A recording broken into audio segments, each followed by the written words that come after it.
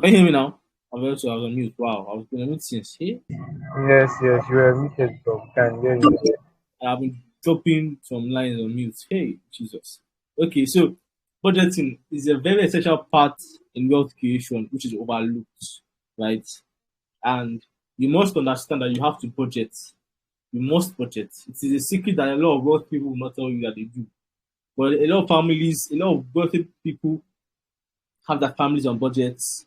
Everything they do, there's been space allocated for it, so they can do it. But they won't tell you this, right? And so, budgeting, look at why budgeting methods, budgeting tips, and how to budget. We won't spend too long, so very sorry I came in late again. Very sorry. My Wi-Fi started acting up in the house, but sorted out. So budgeting, what does it mean? Budgeting simply means making a plan for your money. You must, if you don't have a plan, now let's look at it this way. Things that you don't plan for, you do like when you don't plan, you have an exam at the end of the month, and you didn't read for it, you didn't plan to read for the exam. High chances of you passing the examination are very, very low, right? The same way with your finances. When you don't plan your finances, you don't budget, there's no plan made, no nothing. I mean, what do you think will happen? There's no direction. Without a plan, your money has no direction, right? A budget is a strategy for spending each naira, dollar, pound, euros that you have. It, it, it does mean more financial freedom and a stress-free life. When you've allocated room for something, right, nothing will surprise you again. That's fair because you've made out time for it. You've planned for it, right? You've given plan. And so there's a structure that has been put in place. There's a structure that has been put in place. That's why when you join academy, the first thing after asking what is your goal for the year, we then put you on a budget. You must be on a budget. No, non-negotiable. You have to be on a budget because that gives us structure. Structure is put in place, right?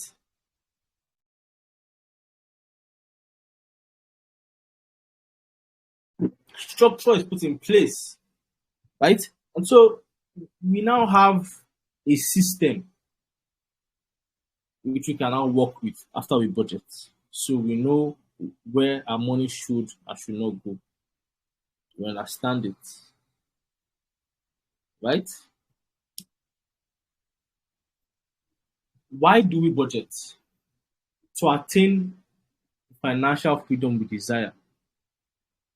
You see, over a period of time, it will get easier to do. As I say, consistency is really way to making things easier. Over a period of time of consistency, it will get easier to budget.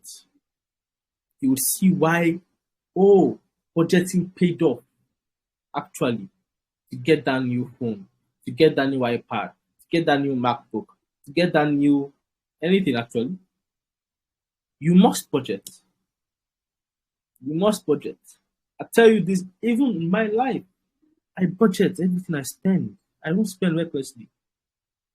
Although I can, but I don't. I don't.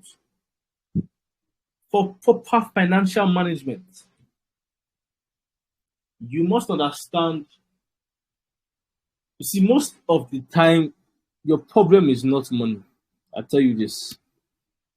And this is the problem with 80% of people in our country, in our nation today, Nigeria.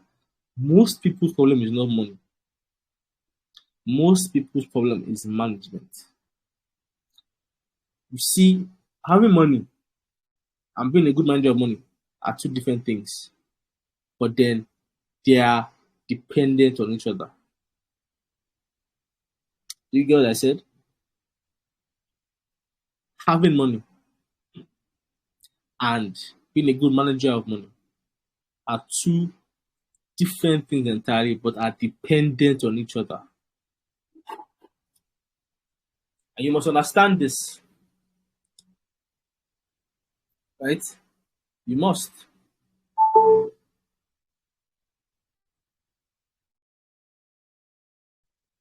understand that you have to be a good money manager, and that will attract you to having more money.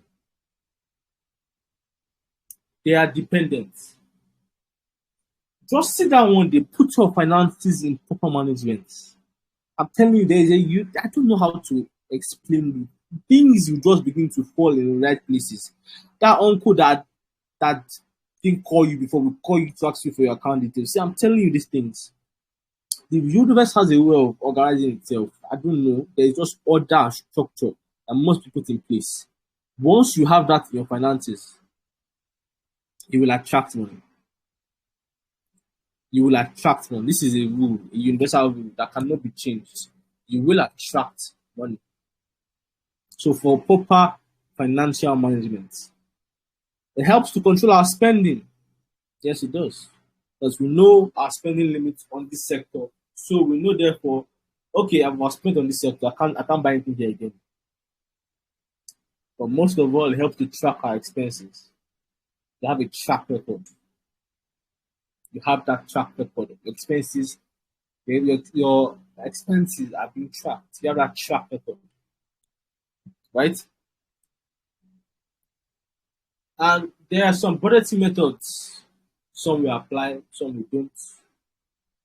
I'll quickly teach you through some of them. There's what we call the 50-30-20 rule. What does this say? It states you should not spend up to 50% of your after-tax income. You don't pay tax, so I don't think anyone pays tax, right? But 50% of your income, basically, you should not spend up to 50% of your income. So you should spend up to 50% of your income on needs. Listen, on needs, not wants. What they need, something you cannot do without, is a need. A want is something you just desire. Don't mix up the two, please. The 50-30-20. 50 says you should spend up to 50% on needs. And that is if 50% is actually very high. That's if you need that much to survive, actually. 50% on needs and obligations. The remaining 20% should be split in your savings and 30% for debt payment. If you have debt, I don't think you should have any debt at this age. But then we had a client, because I'm a financial advisor, so I had a client who had some debt to pay back. Met me, spoke, and I said something. The solution is very simple. Think about payback about how much is it? $1 million or so, blah blah blah blah blah. I said, there's something very simple. Ma, are you save 2,000 naira per day? That's what I asked. She said yes. Okay. Opened up piggy vest, automatic debit, 2,000 naira every day. In a month, over 60,000 naira. We're paying back 50K of the debt every month. Today we're done. We're done. Why? We budgeted. Budgeted for it. Budgeted for it with the client, right? So 30% if you have debt, I don't think you should have any debt. So you can do 50% needs, 50% savings. And I know people who do 80% savings, 20% needs. So whatever works for you, go with it, right? Then we have this zero-based budgeting. What is that about? Now, it's a method of budgeting in which all expenses must be justified for each new period. Basically, all expenses must be justified for each new period. How does that work? The process of zero-based budgeting starts from a zero base. There's zero base. Every function with an organization is analyzed for its needs and costs. So basically, how we budget, you guys, we ask you how much can you spend on food for the month. Start from zero, you walk up to any number you can. Right? So start from a ground zero base and you work your way up for each new sector. Food, miscellaneous, things like that. Right? Zero based budgeting. Then the envelope system. The envelope system. What does that entail? It involves assigning spending categories to individual envelopes. So your category for the month can be food, it can be it can be it can be food, it can be miscellaneous, it can be I don't think anybody has paying house bills. So well if you are, then add that food light, maybe you're paying for water. If you are not I don't think anyone should be doing that for them. If you are water, transportation, people on IT, things like that, right? That is the envelope system, and you fix a specific amount for that, right?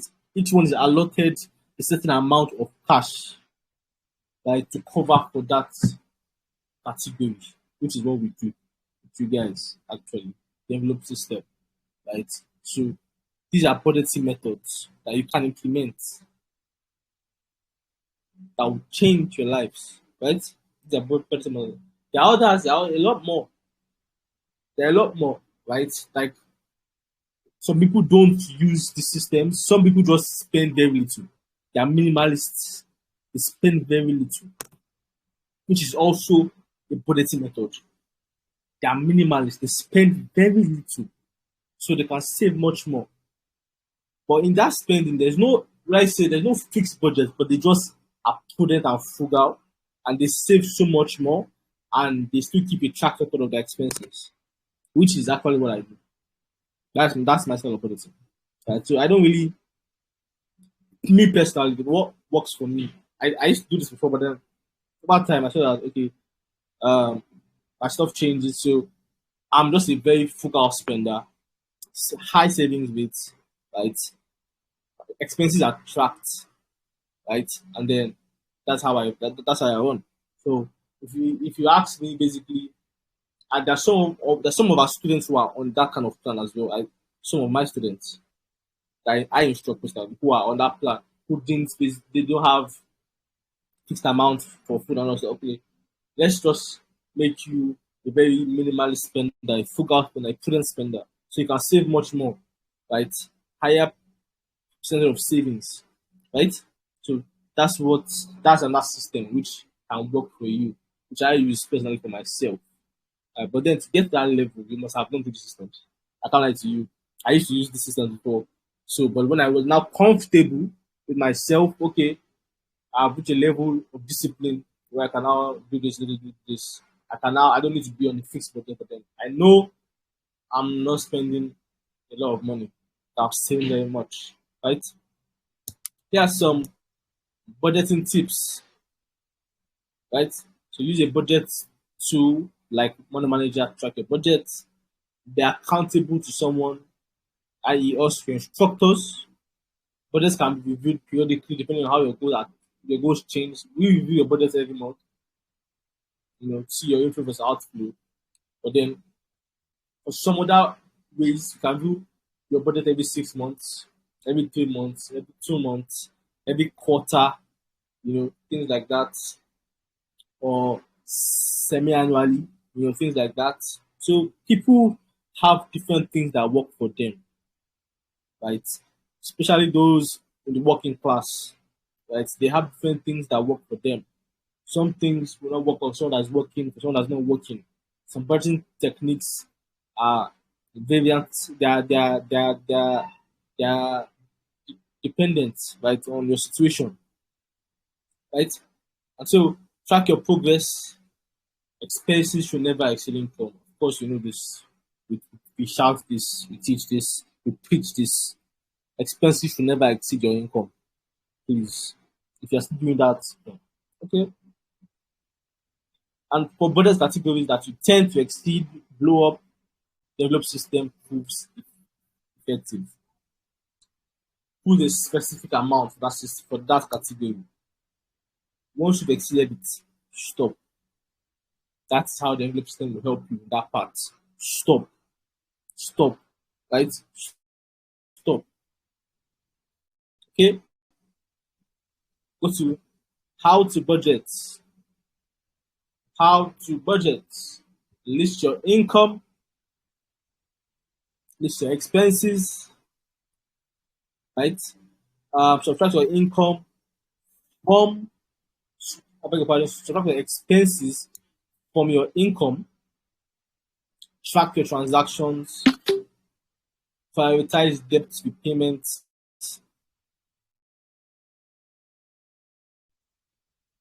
stick to it. Basically, let's run through that again. List your income, number one. List your expenses, number two. How much do you make?